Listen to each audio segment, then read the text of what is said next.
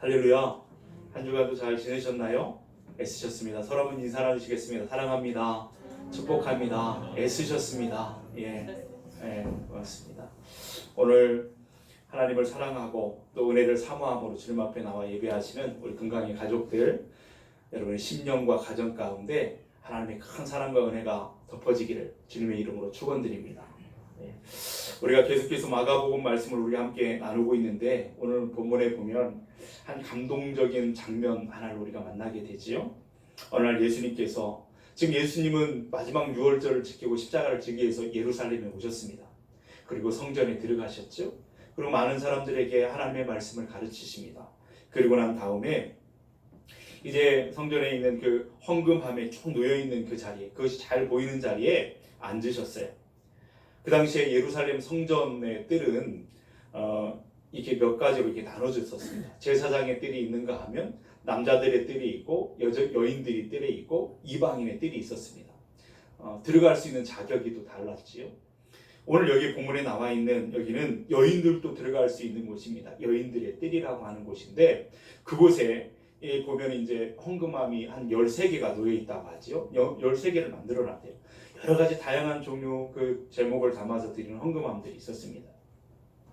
이 노스로 만들어져 가지고 둥그런 나팔 모양의, 입구는 둥그런 나팔 모양이 되고 이렇게 밑에는 목이 있고 이렇게 돼 있는 그런 헌금함인데 13개가 놓여 있어요. 그 가운데 9개는 성전세를 내거나 또는 이제 하나님 앞에 나올 때 소나 양을 제물로 가지고 나와야 되는데, 형편에 따라서 그것을 가지고 못 나오는 사람들이 이제 돈으로 바꾸어서 그렇게 돈으로 이렇게 바칠 때 넣는 그런 헌금함이 9개가 있었고, 나머지 4개는 성전을 장식하거나 또는 수리하거나 그런 용도로 드리는 헌금을 넣을 때 사용하도록 4개가 만들어졌다고 합니다. 그런데 그 예수님이 그 바라보시는 헌금함 앞에 한 여인이 이제 등장하게 되죠. 이 여인은 성경에 보니까 표현하기를 가난한 과부다라고 하는 것을 그렇게 표현되어 있습니다. 이 사람이 가난한 과부라고 하는 것 외에는 다른 정보를 우리에게 주지 않기 때문에 우리는 많은 것들을 알지 못합니다. 이 사람의 이름이 누구인지, 이 여인의 나이는 몇 살쯤 되었는지, 집 사는 곳이 어딘지, 남편과 헤어진 지 몇 년이 되었는지, 자녀가 있는지 없는지 우리는 그런 것들을 알지 못합니다. 다만 이 여인은 가난한 과부였다라고 하는 것만 우리가 알고 있는 것이죠. 그런데 우리는 이 가난한 과부라고 하는 이 표현을 통해서 이 여인이 얼마나 고단한 인생을 살고 있는가라고 하는 것을 충분히 짐작해 볼 수가 있습니다. 왜냐하면 그 당시 고대 사회의 과부라고 하는 과부는 고아와 더불어서 그 사회의 최하 측면을 이루고 있는 그것을 의미하는 거였거든요. 그러니까 고아와 과부를 불쌍히 여겨라, 고아와 과부를 돌보라, 이런 말씀들이 많잖아요. 그러니까 그 사회 안에서 가장 소외되고 연약하고 이런 그 사회적인 소외된 층을 가리켜서 그렇게 말을 하기도 합니다. 그리고 대부분의 과부들은 대부분 가난한 사람들이 많았습니다. 그 이유 가운데 하나는 뭐냐면 과부로서 할 수 있는 일이 많지 않았거든요. 여인으로서 인격적인 대우도 받지 못했습니다. 그 당시에 우리가 알잖아요. 여인은 사람의 숫자의 취급에도 들어가지 않을 만큼 인격적인 대우를 받지 못했습니다.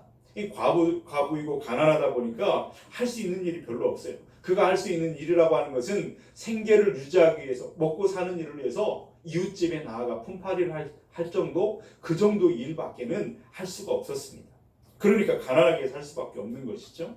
그래서 이 가난한 과부다라고 하는 이 표현 속에서 참 많은 것을 우리는 여기서 담겨 있는 것을 우리가 느낄 수가 있습니다. 홀로 이 험한 세상을 살아갈 수밖에 없는 극심한 외로움을 우리는 여기서 발견하게 되죠. 그 여인이 받았을 외로움, 매번 끼니를 걱정해야 되는 경제적인 빈곤함도 우리가 느낄 수 있습니다. 그리고 여인으로서 아름답게 치장하고 싶겠지만 가난하게 그렇게 하지 못하고 그 아름다움도 다 삼켜버릴 만한 그 겉모습, 남루한 옷차림도 우리는 여기서 생각할 수 있죠. 그리고 사람들의 그 멸시하는 눈길, 관심 가져주지 않는 그냥 그런 눈길들, 이런 모든 것들이 다 복합적으로 버물러져 있는 그런 말 표현이 이 가난한 과부다라고 하는 것으로 우리는 생각할 수가 있습니다. 사람들은 생각했을지도 모릅니다. 저 여자는 하나님 앞에 죄 지은 것이 많아서 저렇게 하나님 앞에 징계를 받아 저렇게 사는 것이라고. 사람들은 제대로 알지 못하는 사람들은 그렇게 생각했을지도 몰라요. 그러나 그 사회에서, 그러니까 이 여인은 그 사회에서 어떤 존재감이 없는 겁니다. 그녀가 그 가까이 있다 하더라도 누가 주목해서 바라보는 사람이 없어요. 그냥 있다가 사라진다 하더라도 누가 그 사람 어디 갔지? 찾는 사람도 없고 놀라워하는 사람도 없는, 존재감이 없는 불쌍한 여인이 바로 오늘 본문에 예수님 앞에 지금 보여지고 있는 그 여인의 모습이었다라고 하는 것이죠. 그런데 그런 여인이 예수님, 그 헌금함을 바라보고 있는 예수님 앞에 나왔어요. 그때 유월절을 지키기 위해서, 유월절 이제 얼마 남지 않았기 때문에 많은 사람들이 예루살렘에 와서 성전에 드나들고 있었습니다. 길게 줄을 서 있는 많은 사람들 틈에 그 여인이 서 있었습니다. 그러다가 그 여인이 헌금함의 차례가 되었을 때 손에 꼭 쥐고 있었던 그것을 이제 헌금함에 넣고 아주 부끄럽게 고개도 들지 못한 채 마치 죄인 된 것처럼 그렇게 고개를 숙이고 부끄럽게 그것을 넣고 등을 돌리고 돌아서는데 그녀의 귓가에 소리가 들리는 거예요. 한 번도 들어보지 못했던, 믿을 수 없는 그런 음성이 그의 귀에 들려옵니다. 43절에 그 음성이 뭔가, 우리 43절에 한번 같이 읽어볼까요? 예수께서 제자들을 불러다가 이르시되 내가 진실로 너희에게 이르노니 이 가난한 과부는 헌금함에 넣는 모든 사람보다 많이 넣었도다. 아멘. 이 여인이 모든 사람, 다른 사람보다 많이 헌금함에 많이 넣었다, 이렇게 하는 그 칭찬과 인정을 받는 소리가 들려지게 된 겁니다. 언제 이 여인이, 이 가난한 과부가 그런 칭찬을 받아본 적이 있었을까요? 있을 수도 있죠. 어렸을 때 자라오면서 그 어머니 아버지로부터 그 어릴 때 자랄 때 받았던 칭찬이 있을 수도 있겠습니다. 갓 결혼했을 때 남편으로부터 사랑받고 칭찬받고 인정받는 일이 있었을 수도 있겠습니다. 그러나 이 여인이 과부가 된 이후에, 그것도 가난한 과부가 된 이후로는 누가 그 여인에게 관심을 가져주지도 않고 인정하고 칭찬해 주는 일도 없었을 거예요.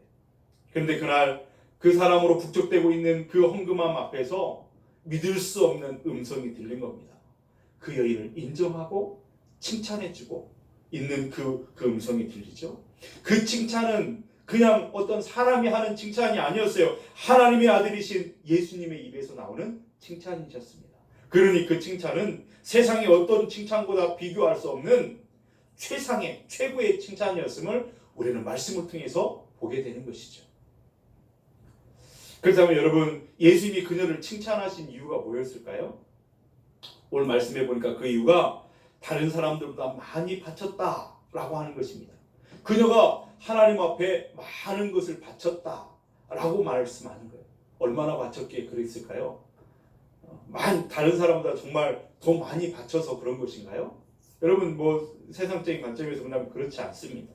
42절 말씀에 보면은, 우리 42절 함께 읽어볼까요? 한 가난한 과부는 와서 2렙돈 곧 한 고드란트를 넣는지라. 예. 여기 보니까 렙돈이라고 하는 것은 동전, 히브리 동전이 있죠. 여기 또 이제 고드란트라고 하는 그 동전에 나오는데, 그거는 로마의 그 동전을 가리키는 거예요. 같은 동전이지만 가치가 달랐습니다. 한 고드란트는 2렙돈의 가치가 있는 것이죠. 그렇다면 이 렙돈이라고 하는 것은 어느 정도의 가치가 있는 화폐였을까? 이것을 이제 짐작케 하는 것이 마태복음 10장 29절에 나오는데, 거기에 보면 이런 표현이 있어요. 참새 2마리가 한 아사리온에 팔리는 것이 아니냐, 이렇게 있어요. 그러니까 한 아사리온에 참새 2마리를 살 수 있다라는 것이잖아요. 근데 그 한 아사리온은 렙돈으로 계산하면 4렙돈이었습니다. 그러면 참새 한 마리 값은 렙돈으로는 얼마큼 줘야 될까요? 갑자기 질문하니까 수학적인 2렙돈이면 참새 한 마리 값, 그 정도의 가치 작은 액수가 바로 2렙돈이었다라는 것이죠. 그것을 우리가 짐작해 볼 수가 있겠습니다. 그런데 그날 실제로 그 헌금함에 넣는 많은 사람들이 있었잖아요. 근데 이 여인보다 더 많은 것을, 더 많은 액수를 바치는 많은 사람들이 얼마든지 많이 있었다는 게, 유월절 앞두고 성전을 드나드는 많은 사람들, 그들 가운데 많은 사람들이 있었고 많은 부자들도 있었고 많은 것을 바치는 사람들이 있었습니다. 그 모습을 41절 끝에는 이렇게 표현하고 있습니다. 여러 부자는 많이 넣었다, 이런 표현을 하고 있죠. 이 어떤 본문의 느낌을 살려서 번역을 다시 한다면 이런 거예요. 많은 부자들이 찾아왔고 많은 부자들이 많은 것들을 거기다 넣었다 라고 이렇게 생각을 할 수가 있겠습니다. 그러니까 이 여인이 바친 그 두 렙돈보다 수십 배 또는 수백 배, 어떤 사람은 수천 배가 되는 헌금을 거기다 넣었다라고 볼 수가 있겠습니다. 그런데도 예수님 그것을 가만히 바라보시다가 이 여인이 가장 많이 바쳤다라고 인정해 주시고 칭찬해 주시고 있다고 하는 것입니다. 그렇다면 여기서 우리가 중요한 것 하나를 깨닫게 되죠. 예수님이 많다, 적다라고 말씀하실 때 그 기준은 세상 사람들이 말하는 많고 적고의 그 기준과는 다르다라고 하는 사실을 우리가 깨닫게 됩니다. 세상 사람들은 많고 적음의 기준을 뭘로 보냐면 금액으로 봅니다. 액수로. 액수가 많으면 많은 것이고 액수가 적으면 적은 것이죠. 그런 기준으로 말하면 만 원이면 만 원과 천 원은 어떤 것이 많죠? 만 원이 많은 거죠. 천 원과 백 원은 천 원이 많죠. 몰라서 대답을 안 하는 건 아니지요? 예, 그런 기준으로 본다면 당연합니다. 그런데 예수님의 기준은 그런 것과 다릅니다. 예수님의 많고 적음을 분별하는 그 기준은 금액에 있는 것이 아니라 그 사람의 마음에 있다라고 하는 거예요. 하나님을 향한 그 마음에 하나님의 많고 적음의 기준이 거기에 있음을 보게 됩니다.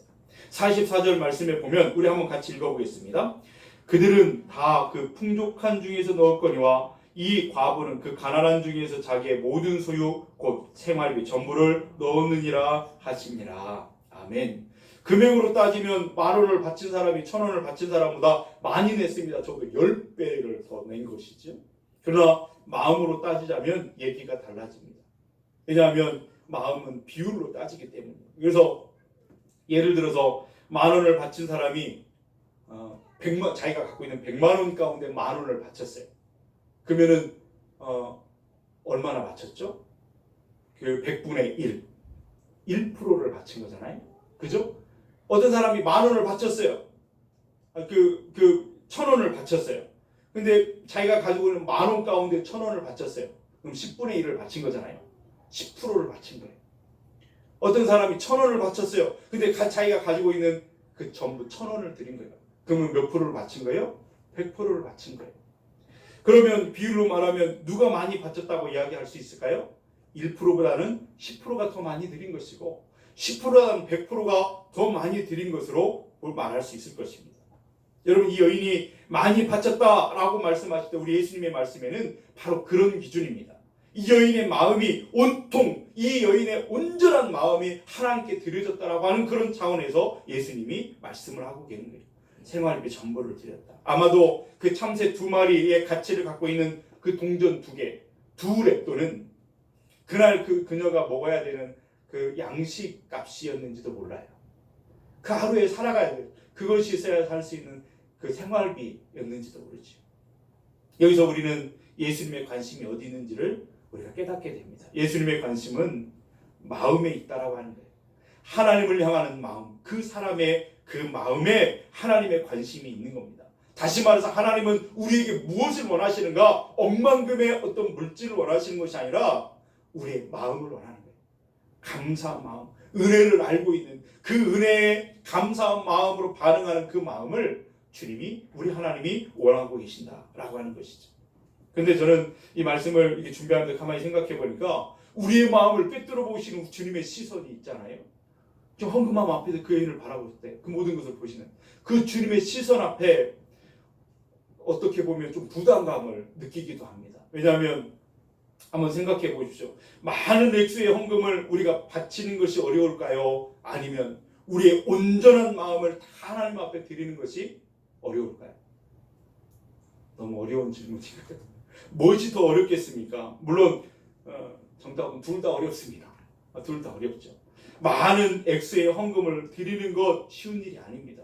오죽했으면 제가 언젠가 누구한테 들은 얘기, 어떤 회장님을 누가 계속 기도하고 이렇게 전도를 했대요.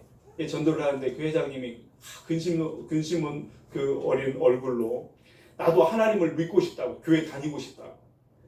그런데 내가 드릴 11조를 생각해보니까 너무 많아가지고 부담스러워서 못 나가겠다고. 이렇게 말하는 사람, 그러니까 많은 액수의 헌금을 드리는 것도 그만큼 부담스럽고 어려운 일이겠습니다. 그러나 여러분, 제가 이제 살면서 이 목회를 하면서 더 정말 하나님을 사랑하고 싶은 마음이 생길 때마다 온전한 마음을 어떻게 하나님 앞에 다 드릴 수가 있을까? 이것이 정말 더 어렵다라고 하는 그런 것들을 느끼게 돼요. 여러분 어떠십니까? 제 마음, 때묻지 않는 순수한 마음, 주님을 향한 사랑의 마음을 온전히 주님께 올려드리는 것이 물질을 드리는 것보다 훨씬 더 어렵다라고 하는 것을 느낄 때가 많습니다. 왜냐하면 그 마음이, 내 안에 있는 그 작은 그 마음이 정함이 없기 때문에. 여러분 한번 생각해 보세요. 아침에 새벽에 하나님 앞에 기도하면서 하나님, 내 온 마음을 다해 주님을 기쁘시게 하는 삶을 살기를 원합니다. 내 삶을 통해서 하나님께 헌신하고 하나님을 기쁘시게 하고 살기를 원합니다. 결심하고 결단하고 그렇게 기도하고 하루를 시작하는데, 하루 그 24시간을 살아가는데 가만히 반추해 보면 12번도 더 바뀌어요. 마음이요. 그냥 정해진 채로 있질 않습니다. 요동치면서 어떨 때는 사람을 사랑해야 된다고 설교했고, 사랑하고 싶습니다 말했고, 그렇게 살고 축복의 통로가 되고 싶습니다 했는데, 미워하고 시기하는 마음, 분노하는 마음도 하루에도 12번씩 생긴다니까요. 그런 눈으로 쳐다보지 마세요. 여러분의 마음은 어떠세요? 제 마음이 정해지지 않고 요동칩니다. 내 온전한 마음, 깨끗하고 순결하고 하나님을 사랑하는 마음을 온전히 하나님께 드린다는 것이 너무나 어렵다는 생각을 하게 돼요. 시간이 지나면서 어떨 때는 불순물이 내 마음에 끼어지면서 마음이 더럽혀지고, 정결하고 아름다운 사랑으로 가득한 마음을 하나님께 드리고 싶지만 거짓없이 그렇게 드린다라고 하는 것이 헌금을 드리는 것보다 더 어렵다라고 하는 것을 느낍니다. 결국은 마음이 중요합니다. 주님이 그것을 원하시니까. 그래서 생각하면 할수록 말씀을 준비하면서 하나님 앞에 늘 죄송하더라. 온전한 마음이 주님 앞에 드리지 못하는 것 같아 죄송한 마음이 큽니다. 하나님께서는, 왜냐하면 이 순간에도 하나님은 우리를 향하신 그 마음이 정말 때묻지 않은 정말 온전하신 사랑으로, 마치 온 세상이 나 혼자만 있는 것 같은 그 사랑으로 우리에게 그렇게 부어주고 계시고, 그 은혜를 오늘 우리가 살고 있고, 그 은혜를 우리가 지금 받고 이 자리에 있는데, 그 받으면서도 우리는 그 사랑 앞에, 그 은혜 앞에 제대로 반응하지 못하는 우리의 마음을 느낄 때가 너무나 많다라는 거예요. 그래서 하나님 앞에 설 때마다, 하나님 앞에 엎드릴 때마다 너무 죄송하다 이런 생각이 들 때가 많이 있습니다. 여러분, 그날 이 본문에 나와 있는 그날 많은 헌금을 드린 부자들을 한번 생각해 보십시오. 그런 생각이 듭니다. 그날 많은 액수의 헌금을 드린 부자들이 많이 있었지만, 여기 칭찬받는 이 가난한 과부, 이 여인처럼 진정한 마음으로 하나님께 드리는 사람이 한 사람도 없었을까? 이런 생각을 한번 해보게 되죠. 여기서 우리가 아까 또 이게 오해할 수 있어서 말씀을 드리지만, 부자들은 하나님이 싫어한다. 예수님이 부자들을 싫어한다. 가난한 사람들 편이고, 여기 성경에도 보니까 가난한 과부 편에 들어서 가난한 과부만, 부자들은 그 천국 가기가 그냥 낙타, 바늘 끼고 낙타가 들어가는 것과 같다. 막 그러면서 항상 하나님은 가난한 사람 편이, 부자 편이 아니다. 이렇게 일반화시켜갖고 오해하면 안 됩니다. 그건 아니죠. 왜냐하면 부자들 중에도 정말 열심히 일하고 부지런히 성실하게 일하면서 허튼 데 낭비하지 않고 근검 전락하면서 차근 모아 부자 같은 깨끗한 부자들도 많이 있기 때문에 그래요. 그리고 일방적으로 모든 것을 싸잡아서 그냥 매도해버리는 그런 것은 그게 잘못된 거죠. 그런데 문제는 뭐냐면, 그날 예수님 앞에 지금 나와서 많은 헌금을 드린 부자들 중에는 예수님의 마음을 감동시킬 만한 참 마음을 가진 사람들이 없었던 것은 아닌가, 이런 생각을 하게 됩니다.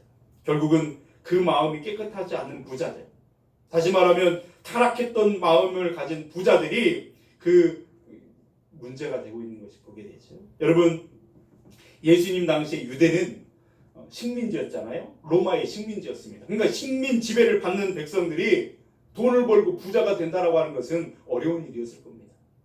거기다가 지금 이야기의 배경이 되고 있는 곳은 예루살렘이잖아요. 예루살렘이 그 이스라엘에서는 큰 도시라고 하지만 다른 정말 큰 도시에 비하면 작은 도시일 수밖에 없어요.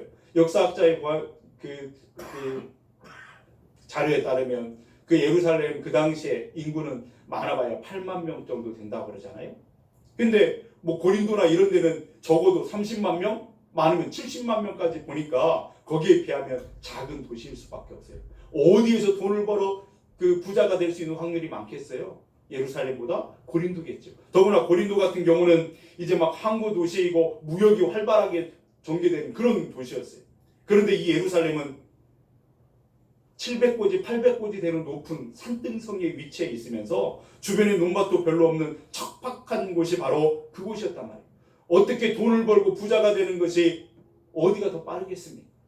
그런 곳이었어요. 그러니까 부자가 된다라고 하는 것은 쉬운 일이 아니었을 거예요. 그러니 결국 당시에 부자가 되려면 단순하게 근검전력하고 땀 흘려 노동만으로 부자가 된다는 건 힘들었던 일이었을 것이다. 우리는 상상을 해보게 됩니다. 태어날 때부터 부모님께 물려받은 재산이 있다면 몰라도 아니면 양심을 팔아가지고 부정한 방법으로 부정한 수단을 통해서 이제 모아둔 그 부를 이루는 것 아니고서는 힘들었을 것이다 라고 생각을 하게 됩니다. 그러니 깨끗한 부자 되기가 쉽지 않았습니다. 근데 오늘 이 과부 이야기를 이야기하면서 그 앞에 말씀에 보면 그가 대조를 이루면서 오늘 말씀을 이해하기에 많은 이해를 주고 있는 말씀이 그 앞에 나오는데요. 38절에서 40절 말씀을 우리 한번 같이 읽겠습니다. 예수께서 가르치실 때에 이르시되 긴 옷을 입고 다니는 것과 시장에서 문안받는 것과 회당의 높은 자리와 잔치의 윗자리를 원하는 서기관들을 삼가라. 그들은 과부의 가산을 삼키며 외식으로 길게 기도하는 자니 그 받는 판결이 더욱 중하리라 하심이라. 아멘. 여기 보니까 깨끗하지 않는 부자들이 여기에 나와요. 그리고 예수님이 책망하시는 사람들이 여기에 나오지요. 예수님께서 꾸짖는 대상이 서기관들입니다. 서기관을 삼가라 이렇게 말했습니다. 서기관을 대표적으로 이야기를 했지만 서기관만 가리켜서 말하는 것은 아니었어요. 그들과 한패를 이루고 있었던 바리새인들, 사두개인들, 대제사장들, 백성의 장로들, 이 모든 사람들을 염두하고 예수님이 지금 책망하시는 것이죠. 아무튼 예수님께서는 지금 서기관을 삼가라, 뒤에 그저 시청에서 나오신 분 계시네요. 예, 말씀. 그 서기관을 삼가라, 이렇게 조심하라 이렇게 말씀하셨는데 이 서기관이 가만히 보면요 부자였습니다. 그 당시에 부를 누리고 있어요. 기득권을 가지고 부를 누리고 있었죠. 어떻게 부자가 됐을까요? 성경은 우리에게 가르쳐줘요. 어떻게 부자가 됐다고요? 과부의 가산을 삼켰다. 이 말씀이 그렇게 나오고 있잖아요. 무슨 말일까요? 깨끗하지 않은 부자였다라는 거예요. 깨끗한 부자가 아니었다. 이 말씀을 하고 있는 것이죠. 과부의 가산을 가난한 사람들의 그것을 빼앗아서 자기의 주머니에 넣는 그런 깨끗하지 못한 부자가 돼 있었던 것을 보게 되죠. 그리고 다음에 이 과부가 언급되는 겁니다. 그러니까 그래서 과부의 가사를 집어 삼켜가지고 빼앗아가지고 부자가 된 사람이 있는가 하면 빼앗겨가지고 가난한 과부와 같은 사람들이 있다라고 하는 것입니다. 그런데 오늘 이 말씀 바로 뒤에 그래서 한 가난한 과부가 하나님 앞에 드리는 헌금에 대한 이 이야기를 지금 우리에게 들려주고 있죠. 이 두 이야기가 아주 극명하게 대조를 이루면서 우리에게 교훈을 주고 있는 것을 보게 됩니다. 결국 예수님께서는 지금 헌금함 앞에서 그 종들을 거느리고 와가지고 돈깨를 차고 사람들 앞에 다 보이듯이 거들먹거리면서 돈깨 앞에서 돈을 꺼내가지고 착 거기다 타면서 떼그랑 여러분 헌금함이 노스로 돼 있어요. 그러니까 탁 넣으면 이렇게 둥그러운 데다가 이렇게 조그만 관이 있어 이렇게 들어가잖아요. 땡그랑 하면서 저 사람이 얼마나 사람들이 다 알아요. 소리를 들으면서 어느 정도 들어가고 있구나. 그러면서 촥 꺼내고 때르랑 이렇게 소리를 내면서 들어가는 소리를 들으면서 거들먹거리고 자랑거리 삼는 그들의 모습, 외식하는 그들의 모습을 보게 됩니다. 그러나 예수님은 그들이 넣는 돈의 입술을 보는 것이 아니었어요. 그 돈이 어떤 돈인가, 그 돈을 모으는 과정에서 얼마나 많은 악을 저질렀는가, 그들의 마음이 얼마나 타락됐는가. 그 타락한 마음으로 살아온 그 많은 부정한 그런 인생의 삶의 과정을 예수님은 눈앞에서 고스란히 예수님의 눈앞에 고스란히 드러나고 있는 것을 보게 됩니다. 그 많은 헌금 뒤에 숨겨져 있는 더러운 마음을 주님은 보셨습니다. 그 마음 중심을 꿰뚫어 보시는 것이죠. 사람의 눈은 많은 액수의 헌금을 보고 그 소리를 들으면서 놀라워하고 박수를 보냈는지도 모르겠습니다. 예수님은 그 뒤에 숨겨진 그 마음, 그 부패된 인생을 다 쳐다보시고 너희들이 많이 드린 것이 아니다. 이 가난한 과부가 많이 드렸다라고. 이 가난한 과부를 그들과 비교시키면서 오히려 이 사람의 예물을 하나님이 기뻐하신다라고 하는 것을 말씀해주고 있는 것입니다. 더구나 이 부자들이 어떻게 거들먹거렸는지 방금 읽은 말씀에는 말씀해주고 있잖아요. 긴 옷을 입었다니, 질질 끌고 다니는 긴 옷입니다. 남들에게 과시하기 위해서, 나는 하나님과 더 가까이 있는 사람처럼 보이기 위해서 그 화려하게 치장되어 있는 그 옷을 입고 나오는 거예요. 여러분, 그 옷이 막 땀 흘려 노동할 때 입는 그런 옷이겠습니까? 맞지 않죠. 그럴 수 없습니다. 그것은 노동과는 거리가 먼 과부의 가산을, 다른 사람들의 재물을 빼앗아 삼키는 더러운 부자의 모습, 그리고 사람들 앞에 거들먹거리며 앉아서 다른 사람의 문안 인사나 받고 상석에 가만히 앉아있을 때 입는 그런 옷이지, 정직하게 땀을 흘리고 일하는 그런 복장은 아니었던 것이죠. 그래서 그들은 많은 헌금은 드리지만 하나님을 부정하는 사람들이 되고 있는 것을 주님은 책망하십니다. 왜요? 하나님은 말씀을 통해서, 그들은 말씀을 아는 사람들이잖아요. 정직하라고 말씀하셨어요. 가난한 고아와 과부들을 불쌍히 여기라고, 그들을 돌보라고, 사랑하라고, 깨끗한 삶을 살라고, 깨끗한 마음은 정직한 마음을 가지고 내 앞에 나오라고 하나님 말씀하셨는데 그것과는 다른 모습이잖아요. 외식하는 모습. 여기 보니까 외식한다 라고 하는 표현이 나오잖아요. 가면을 쓰고 연극하는 사람처럼 하는 그 모습을 주님은 알고 계세요. 그러니까 하나님의 말씀도 무시하는 삶이 되었다라는 거예요. 그러니 결국 그들은 하나님을 믿는 사람이라고 말하지만 믿는 사람이 아닌 거예요. 그러므로 그들의 헌금 속에 숨겨진 타락한 마음, 하나님을 신뢰하지도 않는 그런 불신앙의 태도, 그렇게 살아온 타락한 삶, 이것을 다 보시고 주님은 지금 책망하고 계십니다. 하나님이 받으시지 않는다. 하나님이 기뻐하지 않는다. 여러분, 이 여인을 이 가난한 과부를 다시 한번 주목해 보기를 원합니다. 이 여인이 남의 것을 빼앗기를 해봤겠습니까? 빼앗기면 꽤 빼앗겼지. 이 여인은 너무나 그렇게 살아왔어요. 근데 오늘 본문의 이 과부를 보니까 헌금, 이 두 렙돈을 들고 고개를 들지 못하고 부끄러운 마음으로 헌금 앞에 줄을 섰다가 두렵고 떨리는 마음으로 그 헌금을 주님 앞에 드릴 때에, 하나님 앞에 드릴 때 그 마음이 어땠을까? 헌금을 드리면서 그 마음에 하나님을 향해서 그 기도는 뭐였을까? 여기에 기록되지 않았지만 한번 상상해 봅니다. 아마 그렇게 말하지 않았을까요? 그렇게 기도하지 않았을까요? 하나님, 좋았습니다. 하나님, 저희가 가난하다는 걸 아시잖아요. 제 처지와 형편을 다 아시는 주님, 제가 주님 앞에 드릴 것은 이 동전 2개밖에 없습니다. 더 많은 것들을 하나님 앞에 드리고 싶지만 제가 드릴 수 있는 것이 이것이 다입니다. 하나님, 부끄럽지만 받아주세요. 오늘 제가 이렇게 용기를 가지고 주님 앞에 나오는 것은 그런 연약하고 부족한 저라도 하나님은 내치지 않고 받아주실 것을 믿기 때문입니다. 하나님, 내가 아무것도 가진 것이 없다 할지라도 제 마음을 여기에 다 담았습니다. 주님, 받아주세요. 이렇게 말하지 않았을까요? 그때 예수님이 제자들에게 저 여인이 다른 사람이 드리고 없다, 더 많이 드렸다라고 칭찬하시고 인정하신 그 소리는 아마 이렇게 들리지 않았을까요? 그때, 사랑하는 내 딸아, 나는 너의 겉모습, 그 남루한 그 옷차림을 보는 것이 아니란다. 내가 네 마음 안다. 내가 네 마음을 보았노라. 네 마음, 그 마음이면 충분하단다. 이렇게 말씀하신 음성으로 예수님의 칭찬과 그 인정하신 말씀이 들리지 않았을까? 저는 그렇게 상상해 봅니다. 사랑하는 여러분, 여러분은 어떠십니까? 여러분 부자이십니까? 가난하십니까? 질문은 질문이지만 대답 안 해도 상관없어요. 세상에서는 중요한 질문일 수 있지만 저 사람이 얼마나 가졌는가 중요하게 여길 수 있어요. 그러나 하나님께는 그건 중요한 문제가 아닙니다. 하나님께 진짜 중요한 질문은 뭐냐면 따로 있습니다. 당신은 정말 하나님 앞에 거짓 없는 믿음을 가지고 하나님을 사랑하는 마음을 가지고 온전히 지금 주님 앞에 나와 있는가? 혹시 종교인의 형식적인 모습으로 그 형식이라고 하는 것에 앞에 놓고 그 가려져서 그 타락한 마음을 그 형식으로 포장해버리고 그렇게 나온 것은 아닌가? 여러분 아까 첫 번째 부자인가 가난한가 이 질문 앞에서는 대답을 안 하셔도 상관없어요. 그러나 이 두 번째 질문은 여러분 마음속에 대답을 하셔야 돼요. 나는 정말 온전한 마음으로 하나님의 은혜를 감사한 마음으로 하나님의 그 마음을 드리고자 하는 마음으로 지금 이 예배의 자리에 나왔는가? 나는 형식적인 종교인의 모습은 아닌가?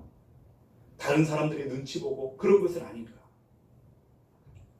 여러분 예수님을 헌금함 앞에 앉으셔서 한 사람 한 사람이 하나님 앞에 드리는 헌금하는 모습을 보셨습니다. 그러면서 그 헌금도 보시지만 그 헌금 뒤에 숨겨진 그 마음을 보시지요. 그 마음이 깨끗한지 더러운지 그 삶이 어떤지 살아온 인생을 바라보십니다. 지금도 오늘 우리 속을 그렇게 주님은 꿰뚫어 보고 계십니다. 하나님 앞에 가릴 수 있는 게 없어요. 다 하나님 앞에는 드러나는 것입니다. 우리 삶이 어떤지 우리 마음이 어떤지 지금 주님은 예배자의 우리의 모습을 보고 계십니다. 근데 여러분 그렇게 우리의 중심을 꿰뚫어 보시는 주님의 시선이 두렵거나 부끄럽거나 그럴 필요는 없으십니다. 왜냐하면 주님은 우리의 마음 하나님 앞에 드리고 싶은 하나님 앞에 우리의 마음을 온전하게 그분의 감사한 마음 사랑의 마음 그분을 온전하게 그렇게 예배하고 싶은 그 정직한 마음을 그 마음이면 충분하기 때문에 주님을 온전히 사랑하는 그 마음만이 누구라도 주님은 기뻐하시고 받아주십니다. 이 과부가 여러분 그날 거기에 오지 않았다면 어떻게 됐을까요? 내가 가진 것은 두 랩돈밖에 없는데 내가 이것 가지고 정말 창피해 부끄러워서 나 그냥 사람들도 많은데 넣으면 땡그랑 얼마 넣는지도 다 알 텐데 나 그냥 오늘 그냥 가지 말아야 되겠다. 그랬다면 어떻게 됐을까요? 그 하나님의 인정과 칭찬은 듣지 못했을 거예요. 그러나 그녀는 용기를 가졌습니다. 그 여인이 용기를 가질 때는 사람들의 시선이 어떠하든지 나를 어떻게 바라보는지 상관없었어요. 땡그랑 하면 사람들이 이렇게 바라보는 그들의 시선에는 상관없었어요. 주님이 나를 어떻게 보시는가? 그것이 정말 중요한 문제였습니다. 오늘 저와 여러분이 하나님 앞에 나올 때 사람들의 시선 아니고 하나님이 나를 어떻게 보실까에 중심을 가지고 나오시는 저와 여러분들 될 수 있길 주님의 이름으로 축원드립니다. 그 마음이면 충분합니다. 있는 모습 그대로 나오시면 돼요. 꾸밀 것도 없습니다. 더하고 뺄 것도 없습니다. 무슨 있는 척, 많이 아는 척 할 필요도 없습니다. 있는 모습 그대로 그냥 나오셔서 하나님 앞에 엎드리면 돼요. 은혜를 사모하는 마음, 하나님의 사랑에 감사한 마음, 그 마음 가지고 온전히 그 마음을 드릴 때에 하나님 그 예배를 받으시는 줄 믿습니다. 있는 모습 그대로 내 모습 이대로 받아주십시오. 이 여인의 고백처럼 우리의 고백이 있어야 될 줄로 믿습니다. 어쩌면 이 말씀을 준비하면서 이 가난한 과부의 형편과 상황이 어쩌면 우리와 똑같은지도 몰라요. 사람들한테 주목받지 못하고 특별히 내세우고 자랑할 만한 것이 아무것도 없는 어떻게 보면 이 험한 세상에서 외롭고 힘들고 이런 상황 가운데 있는 사람들도 있을지도 몰라요. 우리와 다르지 않을 것입니다. 그러나 그 여인도 마다하지 않으시고 기뻐하시면서 칭찬하시면서 그 마음을 받아주시는 하나님 그분은 오늘 여기서 우리의 예배를 그렇게 받기를 원하신다는 사실입니다. 그러므로 여러분 하나님 앞에 나오실 때 두려워하지 마십시오. 부끄러워하지 마십시오.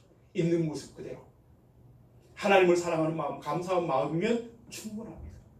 그 마음으로 끝까지 주님 부르신 그날까지 그렇게 하나님 앞에 예배자의 모습으로 살아가실 수 있기를 주님의 이름으로 축원드립니다. 많은 헌금, 많은 액수의 헌금 뒤에 감춰진 더러운 마음을 하나님이 모르시잖아요. 다 알고 계십니다. 형식적인 종교생활 속에 숨겨져 있는 내 타락한 그런 삶 주님이 모르시지 않습니다. 오늘날 교계가 많이 흔들리고 있어요. 좀 너무나 하나님 없는 정치, 하나님 없는 그런 모습들이 너무나 많죠. 이 말씀을 하면 시간이 길어서 다 말씀을 못 드립니다. 근데 정치하는 것들을 보니까 저번 주에 뭔 일이 있어가지고 제가 화가 나는 일이 있었어요. 갑자기 화가 확 나더라고. 이게 도대체 악한 이 의도로 이런 일들을 벌이는 거. 노회장 선거하려대 막 이런 일들이 벌어지는 거 보니까 제가 그런 마음이 들었어요. 형식적으로 나는 목사네, 나는 장로네 하면서 교계 지도자들이 모여 있지만 그 형식, 그 겉모습에 가려진 그 타락한 마음을 하나님이 모르실 리가 없을 거라. 제가 처음에는 노예 가가지고 마이크 잡고 한마디 하고 싶어서 그래서 제가 메모를 했어요. 이게 얼마나 악한 일인지 반성할 수 있게 하려고 하는데 내가 말하지 않아도 하나님 그 마음 다 아시지. 오늘 말씀 준비하면서 제게 교훈을 주셔. 너 가만히 있어라. 내가 다 안다. 여러분 우리가 하나님 앞에 가릴 수 있는 거 없습니다. 정직한 모습으로 우리가 정말 오늘 주일만이 아니라 월요일부터 계속 올라 우리의 모든 삶이 다 삶의 예배자로 하나님 앞에 온전히 기뻐하시는 그 모습으로 서게 되는 그런 예배자들이 될 수 있기를 원합니다.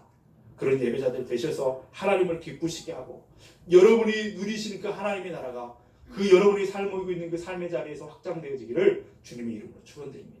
함께 기도하시겠습니다.